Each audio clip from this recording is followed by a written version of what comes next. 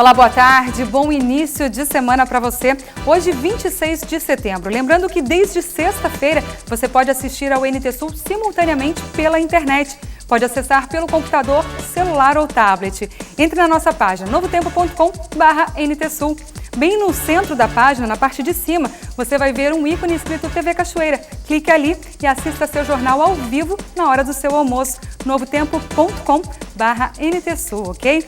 Inclusive amanhã, a partir das 11 horas, você pode assistir ao debate entre os candidatos à Prefeitura de Cachoeira do Sul. Nós estaremos aqui ao vivo e simultaneamente no nosso site. É a partir das 11 horas da manhã. Vamos aos destaques da segunda-feira?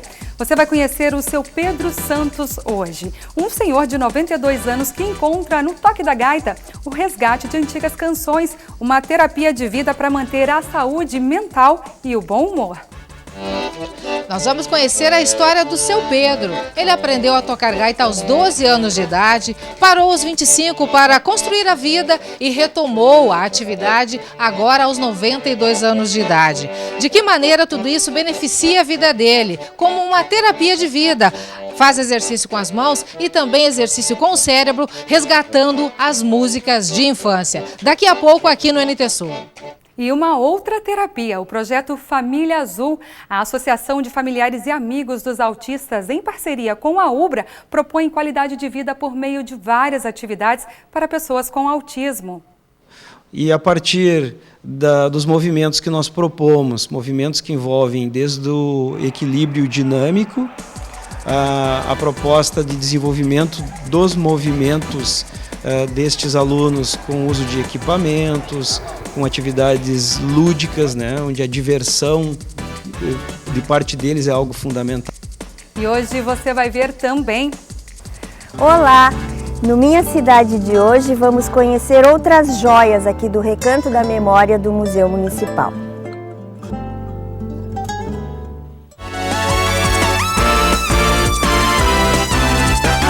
Abrimos o NT Sul de hoje com uma reportagem sugerida por uma telespectadora.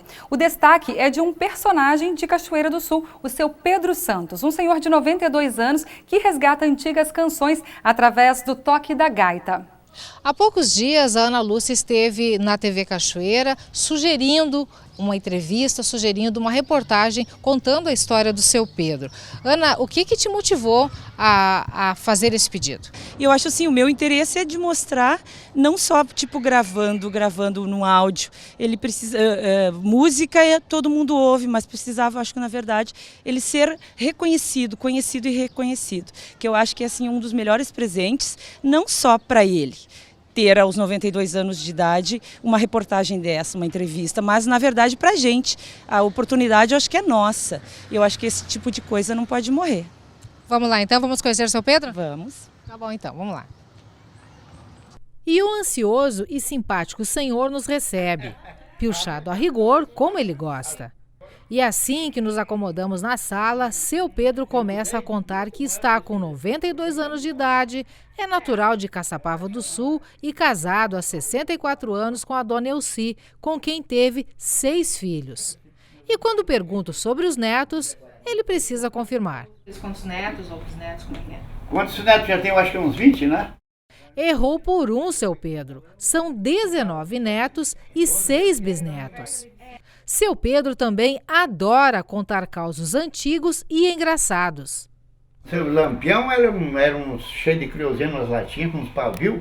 Ela botava assim, era um picumã, atuiava dentro da gente. Esse veterano se orgulha em dizer que aos 12 anos de idade já dominava as teclas e botões da gaita, graças aos ensinamentos da mãe.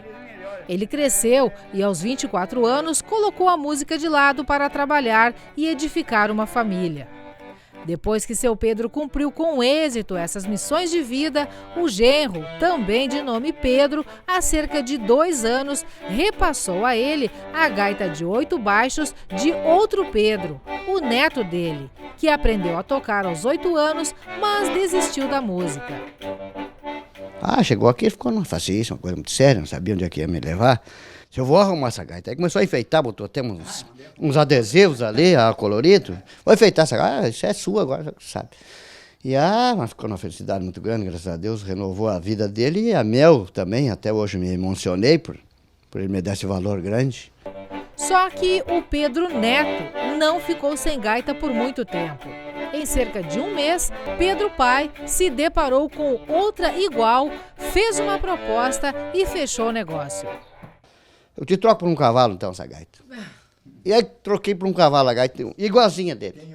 É. Agora o filho tem outra gaita. Tem outra gaita igualzinha dele, só que não é enfeitada que nem a dele, colorida, assim, estampada, mas eu também me renovei com ele. O que mudou a sua vida a partir dessa gaita? Mudou muito, a minha moral, o jeito de tratar, o jeito de viver, né? Me mudou muito. E a amizade que eu estou pegando por essa gaitinha para cá. Agradeço muito o meu genro aí e Deus, né? Com a minha idade, tudo se admira de eu fazer andar aí, faço a lida da casa, faço tudo, eu que faço o almoço, faço tudo, eu que faço tudo aqui.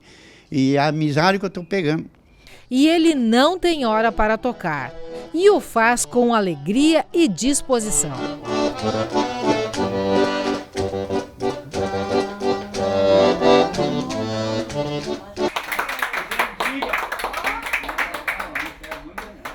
Muito mais do que bater o pé, exercício com as mãos, ele também faz exercício cerebral, resgatando as músicas da infância dele.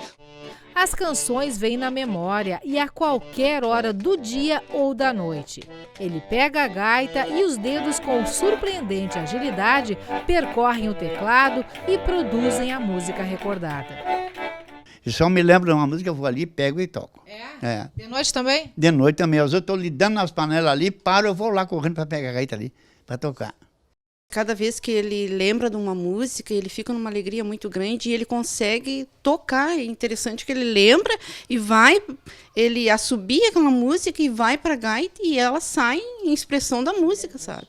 É muito profundo isso, porque a mente dele, a gente vê assim que cada dia ele parece que relembra as memórias e ele vai se fortalecendo e ele tem uma memória muito boa, ele não esquece de nada. Como os médicos dizem que isso aí para ele...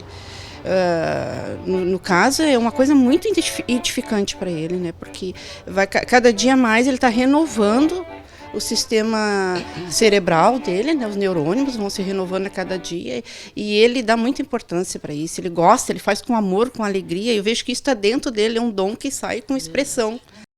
O senhor pensa em parar de novo? Não. Eu, quando puder tocar e andar fazendo a vontade do povo, eu vou andar tocando. Vou. Quer continuar. É a minha vida. É o seu prazer maior. É o prazer maior. E depois que recomeçou a tocar, seu Pedro, além de alegrar a família, receber mais visitas em casa, também sai mais. Ele recebe muitos convites e não se faz de rogado. Vai, mas sempre acompanhado.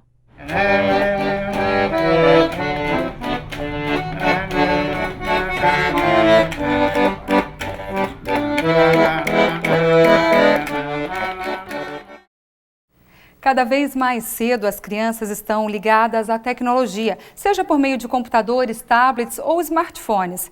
Mas o que vem causando muitas dúvidas e preocupação são as consequências do uso desses aparelhos em excesso. Segundo uma pesquisa de 2014 feita pela AVG Technologies, cerca de 66% das crianças de 3 a 5 anos conseguem jogar nos computadores, mas desses 66%, apenas 14% conseguem amarrar os tênis. Até que ponto o uso de aparelhos eletrônicos pelas crianças pode ser prejudicial? Elas observam os pais delas jogando, interagindo com redes sociais, enviando e-mails, e elas também criam naturalmente uma curiosidade por esses aparelhos, e aí então que começam as possíveis dificuldades. O professor comenta que as famílias estão se comunicando cada vez menos. O excesso de tecnologia, desde as primeiras fases da criança, também faz com que ela acabe interagindo pouco, e assim deixam de aprender habilidades fundamentais para o resto da vida. Mas tudo isso pode ser resolvido com algumas atitudes. O que a gente tem que pensar é que, como qualquer outra atividade infantil, a criança necessita rotina, necessita limites, necessita uma estrutura. Por exemplo, não é saudável uma criança ficar mais de 1h30, 2 horas, por exemplo, uma criança de 8, 9 anos, na frente de uma tela de computador. Ela está deixando de fazer uma série de outras questões, principalmente a questão da interação social. Para Gabriel, de 8 anos, jogar é uma das atividades mais divertidas. Ele quase fica em dúvida para escolher o que mais gosta. E por que tu prefere jogar no computador do que fazer outra coisa? Na verdade, tem outras coisas que eu gosto mais, mas os jogos eu prefiro bastante. Para o pai de Gabriel, toda brincadeira pode render algum aprendizado, mas sempre com limites estabelecidos. A gente determina horários, determina funções para que ele possa também se divertir brincando, mas que aproveite as outras coisas. Eu incentivo bastante que a gente faça jogos de estratégia, daqueles que tu tem que ter a madeira e ouro para poder comprar tal coisa, ou seja, já começar a administrar ou fazer o melhor negócio para conseguir os objetivos. Como toda criança, Gabriel fica fascinado quando tem um celular na mão. Com toda a atenção voltada para o jogo, é difícil ver o que acontece à sua volta. Mas os pais deixam claro, as responsabilidades primeiro, depois a diversão. Não ouve nada, está altamente concentrado naquilo, o que é o maior problema, por causa que ele tem, mas tu já fez tal tema, já fez isso, nem ouve para poder responder. Mas daí tem o segundo momento, quer dizer, agora para ou desliga, senão tu não vai poder jogar mais tarde. Daí ele para, faz o que tem que fazer, para depois poder voltar também. Não dá para deixar os pequenos à mercê da tecnologia. A seguir, falamos da importância da leitura nessa faixa etária e no processo de aprendizagem das crianças. E você vai ver também os exercícios físicos e os benefícios que trazem para a vida do autista. Um projeto desenvolvido na UBRA de Cachoeira do Sul, em parceria com a Amax, leva qualidade de vida a pessoas com autismo. É fundamental o trabalho psicomotor com eles, é tentar resgatar e conectar ele com o meio que está cercando ele. E aí eu acho que a atividade física, para trabalhar a atenção, concentração, é uma das coisas que vai trazer um retorno mais rápido.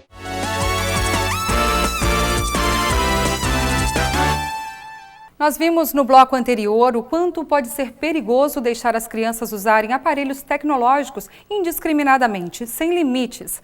Há outras formas eficazes de desenvolver a inteligência e os saberes dos pequenos. Uma ferramenta fundamental é a leitura. Mas para gostar de ler, precisa criar o hábito. Denise Belladonna mostra como criar o gosto pela leitura.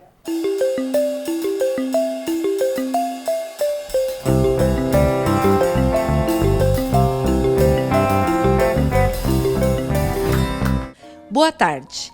A formação do cidadão leitor dá a dimensão essencial à vida humana e também ao exercício da cidadania.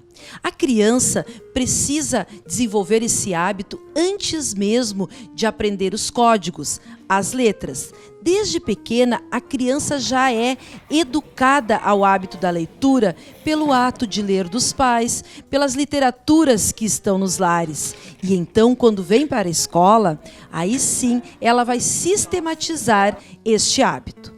E eu estou aqui hoje entre crianças de 4 e 5 anos e já pude perceber a sua intimidade com os livros. E vou conversar neste momento com a professora Ana Márcia, que trabalha com crianças de 4 anos, pré-escolar 4 anos. Boa tarde, professora. Boa tarde, professora Denise. A professora Ana Márcia vai falar um pouquinho para nós sobre o que ela faz, sobre as atividades e com que frequência você realiza aqui trabalhos que contemplem a leitura com esses pequenos. Na verdade, nós trabalhamos diariamente, né? A criança, ela precisa fazer a leitura do mundo em que ela vive, né? E nós trabalhamos com as literaturas infantis, né? Eles têm acesso em determinados momentos à leitura. Nós temos também a hora do conto. Semanalmente, eles também levam para casa livros de literatura infantil para terem uma experiência com os pais, onde os pais também vão ler e eles vão compartilhar com os pais dessa leitura, usando a imaginação deles, né? Através das gravuras, dos símbolos, né? A criança, ela precisa fazer a leitura do mundo em que ela vive. Então, diariamente nós trabalhamos, diretamente não, mas indiretamente nós já trabalhamos com a leitura das letras, né? Onde as crianças também ouvem o que elas ouvem, aprendem também os sons das letras, através da linguagem, né? Essas atividades que tu mencionaste aqui e também essa coisa intrínseca de leitura, que eles veem os livros, que eles leem os símbolos, tudo isso, que habilidades você percebe que eles vão desenvolver nessas atividades que são trabalhadas de leitura? A criança, ela percebe tudo o que acontece ao seu redor, né? Então, ela desenvolve o seu conhecimento, né? Ela começa a colocar em prática aquilo que ela vê, aquilo que ela aprende, aquilo que ela faz, aquilo que ela ouve, ela começa a colocar em prática através das suas próprias ações. E o conhecimento dela vai se desenvolvendo através da imaginação, né? Através dos livros, que ela é capaz de pegar um livro, nem mesmo lendo, ela é capaz de contar aquela própria história, através daquilo que ela desenvolve, né? Da leitura que ela tem do mundo onde ela vive. Seria uma alfabetização praticamente natural, né, professora? Muito obrigada, professora Ana Márcia. Obrigada, eu que agradeço.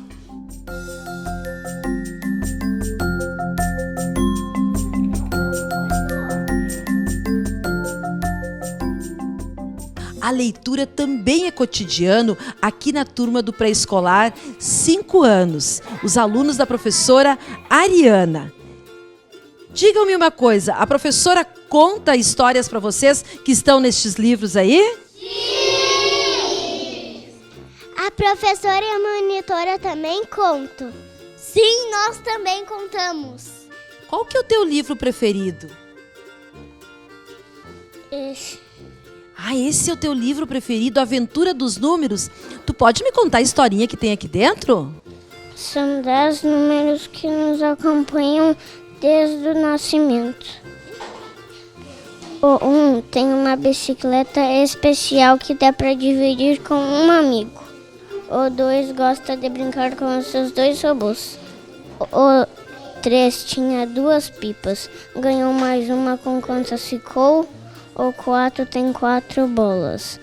O 5 tem 5... Ele seleciona peões e já tem 5 diferentes. O 6 quer ser arquiteto. O 7 tem 7 e vive fazendo manobras radicais. O 8 se diverte com as suas corridas de carrinhos. O 9 faz uma fileira com os seus 9 dinossauros. Olha aí o 0. Não parece feliz. No mesmo dia, o 1 chegou e falou: Você e eu somos o 10. A baleia não cabe num balde. Ah, o lugar da baleia, agora eu descobri. É mesmo o... mar. Isso mesmo. Ah, e era muita água? Era uma no açude com jacarés. Tinha jacaré junto? Sim.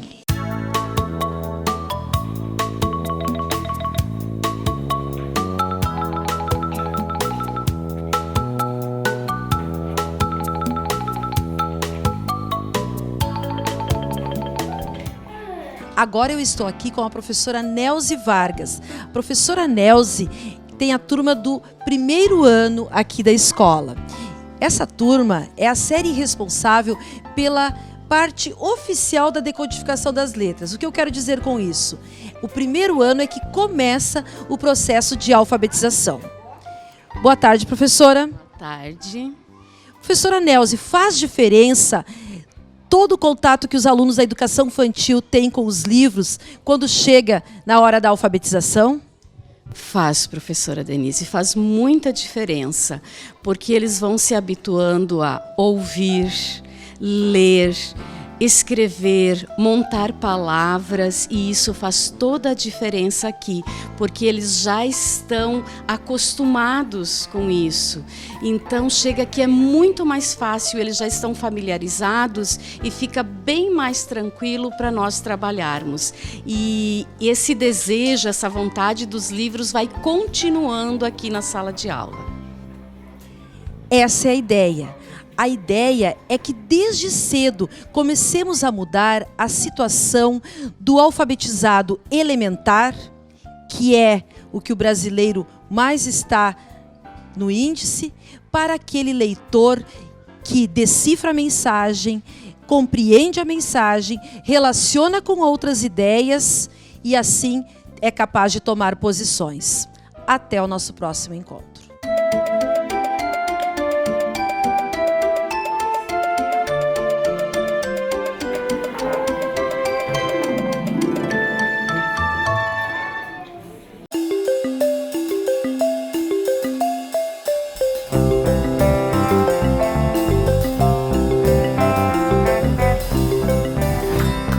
Falamos agora do autismo. Essa palavra muitas vezes causa impacto, principalmente na primeira vez em que é dita aos pais de crianças diagnosticadas com esse transtorno. A grande luta dos familiares é a inclusão e a assistência multidisciplinar que os autistas precisam. Aqui em Cachoeira do Sul, algumas técnicas vêm ajudando essas pessoas a se sentirem parte da sociedade. Você vai ver na reportagem de Gabriela Belo a importância de pequenas parcerias que podem mudar a realidade de autistas e seus familiares.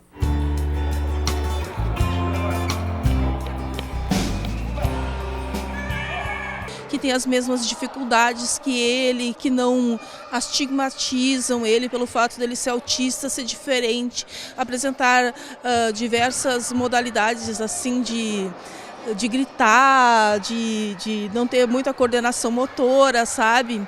Então aqui ele é amparado pelos profissionais e se sente em casa porque tem crianças como ele, com as mesmas dificuldades, né? E que não vão criticá-lo, né? Pela maneira como ele age, né? Aqui a gente se sente realmente em família. Este depoimento é de uma mãe que descobriu ter o filho autista quando ele estava com 9 anos, no ano passado. Foi bem chocante porque eu não sabia lidar com isso, né? Foi uma experiência totalmente nova, porque eu já dava aula particular.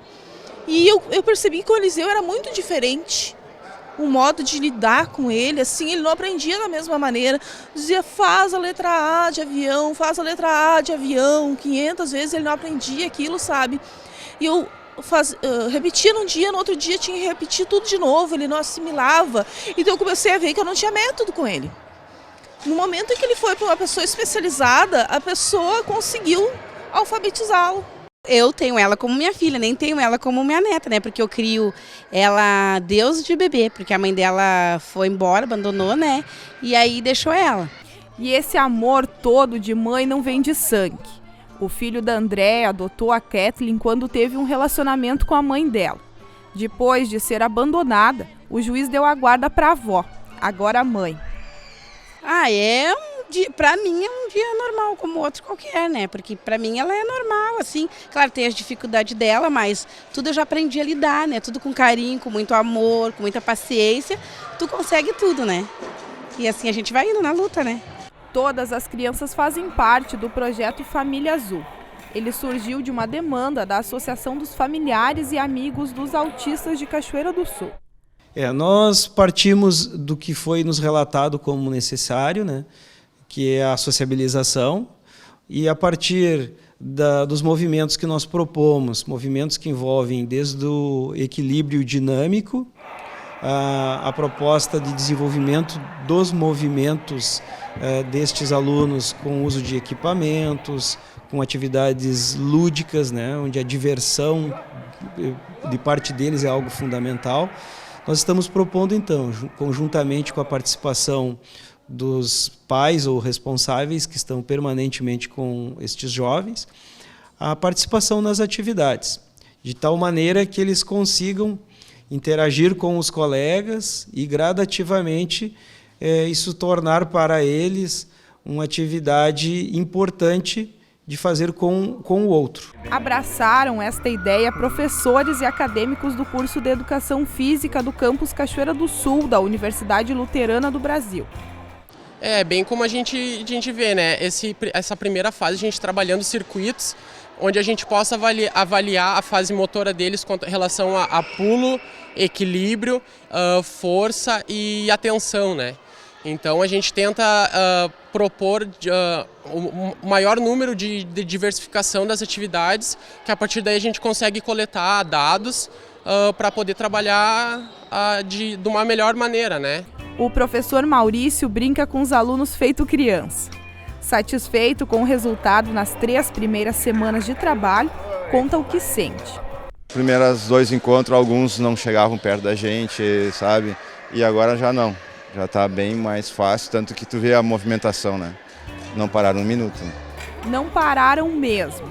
E se vale aquela frase de vó que criança saudável é criança arteira...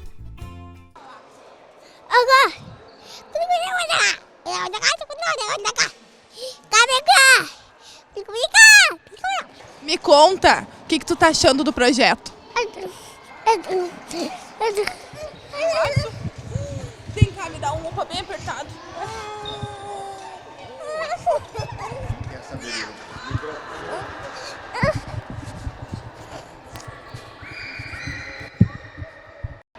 É fundamental o trabalho psicomotor com eles, é tentar resgatar e conectar ele com o meio que está cercando ele. E aí eu acho que a atividade física, para trabalhar atenção, concentração, é uma das coisas que vai trazer um retorno mais rápido. Hoje eu não trabalhei, mas há alguns dias eu trabalhei a questão de esquema corporal, localização das partes do corpo, né? E também a parte de coordenação olho-mão, que é para auxiliar no processo de escrita, de leitura no futuro. Este foi o primeiro dia do Luiz Pierre no projeto. Eu acho que tu vai ser repórter, o que tu acha? Não? Quer descer? A Ana Paula é a mãe dos gêmeos. O Daniel e o Rafael têm a mesma idade do Luiz Pierre, 4 anos. Eles, na verdade, para mim, são um presente, né? Eles são maravilhosos, extremamente carinhosos, eles são um pouco hiperativos, eles são cabecinhas duras, quando querem uma coisa a gente tem que ir relutando, mas eles são especiais demais, eles são tudo para mim. Um novo levantamento feito pelo Centro de Controle e Prevenção de Doença dos Estados Unidos constatou que a incidência de autismo entre as crianças é de 1 a cada 45. Entre 2011 e 2013, essa taxa era apenas de 1 a cada 80. E em 2008, 1 a cada 100. O Davi, para mim, assim, desde o início, ele me surpreendeu muito. Ele supera bastante coisas assim que às vezes para alguns pais não é nada assim, que nem uma vez assim, vou dar um exemplo assim. Ele conseguiu abrir uma lata de conserva, que era uma coisa que ele não entendia como abrir. Então, assim, para nós, cada superação por bobagens, assim, da rotina normal, né, é uma grande superação, né? Então, assim, até o jeito deles comer, que alguns autistas, inclusive o Davi, já comeram só com as mãos. Então, assim, isso para nós é muita superação, quando eles começam a fazer outros tipos de atividade e se superar consigo mesmo. Eu acho bem legal, é melhor do que ficar em casa, sabe? Tem algo para fazer daí, eles estão tratando a gente bem divertido. O que tu tá aprendendo aqui? Educação física. As pessoas diziam que ele era uma criança difícil, uma criança que não prestava atenção na aula e tudo, e eu não sabia lidar com a situação, mas como? Hoje mesmo ela estava bem agitada, aí chegou aqui, eu acho que era isso que estava precisando. Chegou aqui, ficou solta, brincando e se divertindo. Se diverte e acaba que interage com outras crianças. Bastante, né? O projeto é muito gratificante, né? A gente poder ceder o espaço e conseguir trabalhar a parte motora deles, que até então a gente não via ser trabalhado, né? Então é uma experiência não tem palavras para descrever, é muito gratificante mesmo. estou muito feliz pelo que está acontecendo já no terceiro encontro, em função da participação efetiva, da forma como eles estão trabalhando.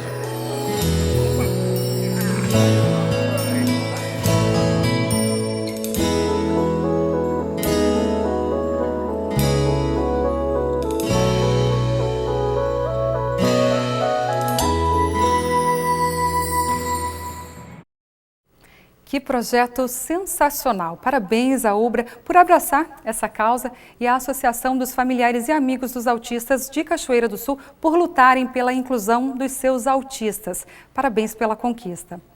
Vamos para um rápido intervalo? A seguir, você vai ver. Olá! No Minha Cidade de hoje, vamos conhecer outras joias aqui do Recanto da Memória do Museu Municipal.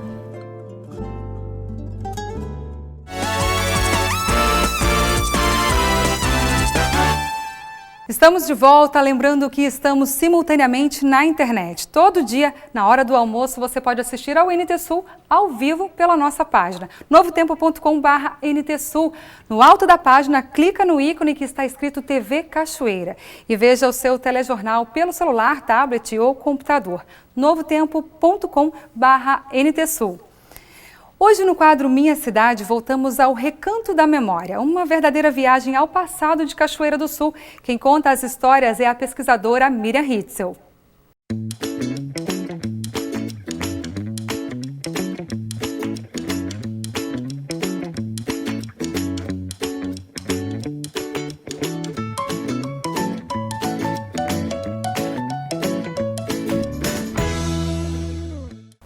Olá! No Minha Cidade de hoje, vamos conhecer outras joias aqui do Recanto da Memória do Museu Municipal. Estou aqui literalmente debruçada sobre uma joia do passado. Esses azulejos portugueses que guardam a história da casa que hospedou Dom Pedro II em Cachoeira por ocasião da sua primeira visita à vila em 1846. Este casarão ficava na antiga Rua dos Cachorros, hoje Rua Saldanha Marinho. Esse prédio era, em 1846, a melhor casa da cidade e pertencia a um médico, Dr. Afonso Pereira da Silva. Dr. Afonso Pereira era o cachoeirense que tinha a melhor casa para hospedar o imperador. E esta casa, então, recebeu Dom Pedro II em Cachoeira no ano de 1846. Infelizmente, a casa desapareceu, mas os azulejos estão aqui como testemunhas desta história que ficou perdida no tempo. Estamos aqui diante de uma luminária que guarda muito a estética da década de 1920. Ela é uma luminária delicada, que tinha um globo de luz, que veio então integrar a paisagem urbana de Cachoeira do Sul durante este processo de modernização da cidade, de melhorias urbanas e de grande apuro estético empregado nas praças de Cachoeira do Sul e nas ruas principais. Esta luminária, então, foi muito utilizada na Praça José Bonifácio, na Praça Borges de Medeiros, nas proximidades do reservatório R2, que existe lá, e também na Praça Baltazar de Bem, nas proximidades do nosso Chateau d'Eau. É uma luminária que guarda muita história e que está aqui no Recanto da Memória do Museu Municipal como testemunha de uma época em que o apuro estético estava intimamente associado com as melhorias urbanas. O Recanto da Memória do Museu Municipal também guarda elementos do mobiliário urbano, que são aqueles objetos utilizados em ruas, em praças, em ambientes públicos e que servem, não é, como elementos de decoração e com utilidade também, como o caso de luminárias, bancos, floreiras, balaústres, e Cachoeira tinha uma grande profusão desses elementos, principalmente a partir das grandes reformas urbanas promovidas na década de 1920, a partir de 1925, quando o intendente João Neves da Fontoura, aproveitando todo o processo de modernização dos serviços básicos oferecidos à população, como distribuição de água, de rede de esgotos, aproveitou esse período então de grandes obras para promover melhorias e tornar a cidade mais bela, mais aprazível, com espaços públicos mais atraentes para o lazer e o entretenimento da comunidade. E o Recanto da Memória aqui do Museu Municipal guarda alguns desses elementos que contam essa história e que mostram o quanto a cidade pode ser bela, o quanto a cidade tem de elementos que muitas vezes não são percebidos por nós na nossa corrida do dia a dia, mas que estão ali como testemunhas de um momento histórico, como testemunhas de uma estética própria de uma época. Este é um exemplar das tantas floreiras ou vasos que adornavam as praças de Cachoeira antigamente. Pode-se perceber o grande detalhamento, não é, do trabalho que havia nesta peça. Percebe-se cachos de uvas com as folhas, é um detalhamento muito rico e mostra bem a estética daquele período de transição, que nós tínhamos ainda elementos com forte decoração, não é, vindas da inspiração Art Nouveau, e estávamos entrando numa modernidade que já tomava traços mais retos, mais curvos do Art Deco. É um belo exemplar de floreira que havia nas praças de Cachoeira do Sul. Esses vasos habitaram por muitas décadas as nossas praças, as esquinas das nossas ruas. E por terem ficado ali por muitos anos, eles também sofreram as transformações de cada período. Eles tiveram diferentes pinturas, eles tiveram diferentes plantas, não é, ocupando seu espaço. Enfim, eles também mostraram na sua aparência as modificações do tempo, indicando então essa permanência longa na decoração de nossas praças.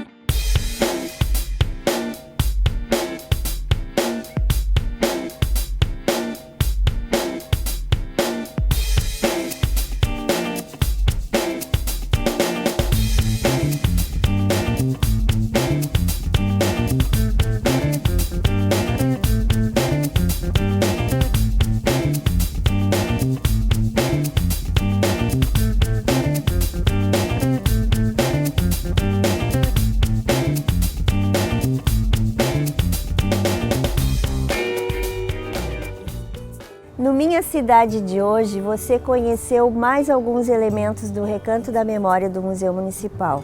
Esse espaço que guarda elementos do mobiliário urbano, que guarda lembranças de lugares importantes dentro da história de Cachoeira do Sul e que nos faz lembrar que a cidade, assim como nós, passa por mudanças ao longo do tempo. E o importante é que a gente não esqueça dessas mudanças e que a gente guarde testemunhos desta história. Se nós não podemos manter a cidade como ela é a vida toda, porque a gente entende a importância do progresso e das modificações, que são típicas das diferentes épocas, nós podemos nos consolar com espaços como este, que guardam partes importantes da nossa história, detalhes do tempo. Até o próximo Minha Cidade.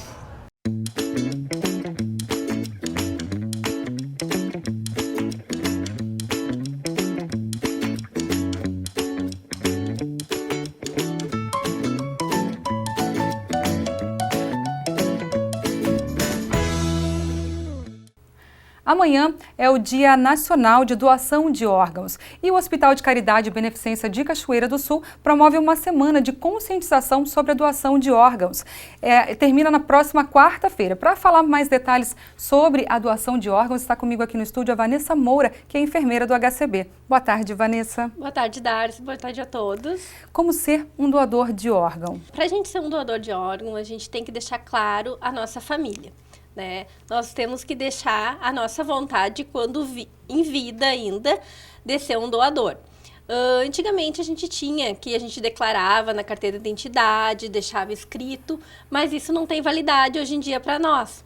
Então, se a pessoa for a óbito, foi a morte cefálica, ela só pode ser um doador se a família aceita. Não adianta eu ter, aceitar a doação e os meus familiares não aceitarem a doação. Nem registro em cartório pode mais, tem que ser de comum acordo com a família. Sim, tem que ser o acordo da família, porque os familiares que aceitam ou não a doação.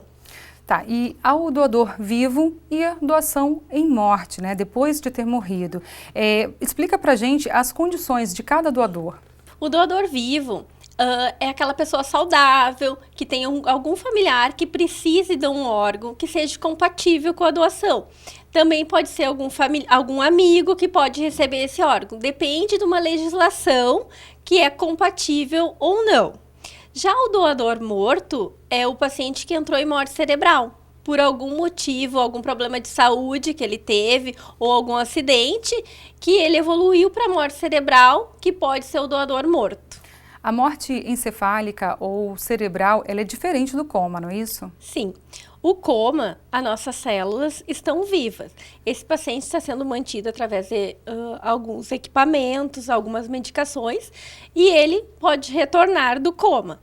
Já a morte cefálica, a mais conhecida como morte cerebral, esse paciente, ele não vai, as células dele já estão mortas e não tem mais reversão. Então, ele não tem, vai acontecer de dias e horas desse paciente os órgãos dele começar a parar e o coração parar definitivamente. Tá, e quais órgãos que podem ser doados após a morte? Após a morte, a gente diz que salva 8, né? Que uma pessoa pode salvar até 8 vidas, né? Que é o coração, os rins, os pulmões, o fígado, o pâncreas e as córneas, né? E a gente pode doar também o intestino, a pele e os ossos. Mas aqui em Cachoeira, a gente só faz a captação de alguns órgãos, porque o banco de tecido somente tem em Porto Alegre. E eles não conseguem vir até Cachoeira para fazer essa captação. Pode haver algum direcionamento da doação de órgãos para determinada pessoa que esteja precisando, por exemplo, do meu relacionamento, daquela família? Pode haver ou tem que cumprir uma lista única? Não. Infelizmente, né, algumas pessoas pedem para doar para algum familiar. Só que hoje a gente tem uma lista única no estado, né? Todos os estados têm uma lista, que é uma central de captação de órgãos. E esta lista é de acordo com o grau de cada paciente. Então, como a compatibilidade de cada um faz com que essa lista rode. Se a gente não tiver nenhum no estado, algum paciente que precise desse órgão, ela vai para outro estado. Mas eu não posso escolher, eu quero doar para o meu parente ou algum amigo, né? A não ser em vida. Em vida a gente pode fazer essa escolha. Ok. E como que é realizado o transplante de órgão, Vanessa? Aqui em Cachoeira a gente faz somente a captação de órgãos, né? Então a gente faz todo um processo da identificação da morte cefálica, que são realizados 2 exames, né? Que são dois médicos diferentes. Sempre tem que ter um neurologista que faz o teste, né? E a gente faz um exame de imagem, que é uma angiotomografia. A partir desse momento, que é identificada a morte cerebral, a gente faz todo o contato com o pessoal de Porto Alegre, com a central de doação de órgãos. E a gente roda essa lista juntamente com eles para ver quem é compatível. E vem uma equipe de Porto Alegre, às vezes 1 ou 2 médicos diferentes, depende dos órgãos que vão ser captados, para fazer a captação aqui no nosso hospital. Qual o grande impedimento de que haja uma doação de alguém que já tenha morrido? É ainda a questão da autorização das famílias? Sim. Hoje em dia a gente tem uma grande negativa familiar, né, no nosso hospital. Esse ano a gente teve abertos 16 protocolos de morte cerebral, sendo que só 5 familiares aceitaram, né, a doação, tendo uma negativa de 11 familiares, né? Então isso, o que a gente acredita? A família ainda é o grande empecilho, porque as famílias não conversam sobre esse assunto em casa e acabam não sabendo qual é a opinião do seu familiar. E pela experiência de vocês acham que é devido ao medo de que a pessoa possa retornar e... São várias questões, né? Cada família tem algum motivo diferente, né? Tem o motivo da crença, né? Tem um motivo que não quer que mexa no seu familiar, que como ele veio ao mundo, ele tem que partir. tem algumas religiões que não aceitam, então depende de cada familiar. Alguns porque não sabia a opinião mesmo. A gente questiona, conversa, faz uma entrevista com esses familiares e a maioria diz, eu não sei a opinião, então eu não vou doar os órgãos do meu familiar. Como que fica o corpo dessa pessoa morta, no caso, que foi feita a doação? O corpo fica intacto, né? Nós como comissão, a gente tem o dever de privar, né, conforme a legislação, de manter o corpo dessa pessoa íntegro. É como se fosse feita uma cirurgia que vai um curativo, né? Então ele fica intacto, com curativo, a roupa vai cobrir, então não vai aparecer nada, né? Então é como se não tivesse sido doador mesmo. A dor de perder um ente querido é inigualável, mas eu acredito que vocês, como parte aí desse processo, também entendam que é inigualável também o prazer de ver aquela pessoa que a gente perdeu dando vida a outras 8 pessoas pelo menos, não é mesmo, Vanessa? Sim. A gente trabalha, nós temos uma comissão, né, essa comissão de doação de órgãos, a CIDOT do hospital, que a gente trabalha com a população, né, e a gente é muito prazeroso quando a gente vê uma família aceitando a doação, porque a gente sabe quantas pessoas a gente tem na lista de espera, né. Hoje no Rio Grande do Sul, 900 pessoas precisam de um rim. Né? Então, é a nossa vontade, de repente, o nosso familiar que está ali, que não pode voltar mais junto a nós, mas que pode estar ajudando outras tantas famílias, né? Que estão precisando hoje em dia de algum órgão. Sem dúvida. E a dica é, se autodeclare, fale para sua família que você quer ser um doador, não é isso, Vanessa? Sim. O que eu sempre digo para todo mundo, conversem.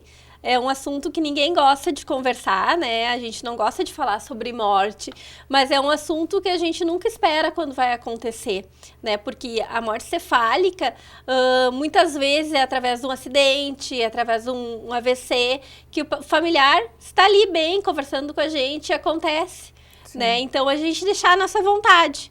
Então, eu digo para vocês todos, né, que converse com a sua família, digam à vontade, ou sou doador ou não sou doador. A gente respeita também quando não é doador.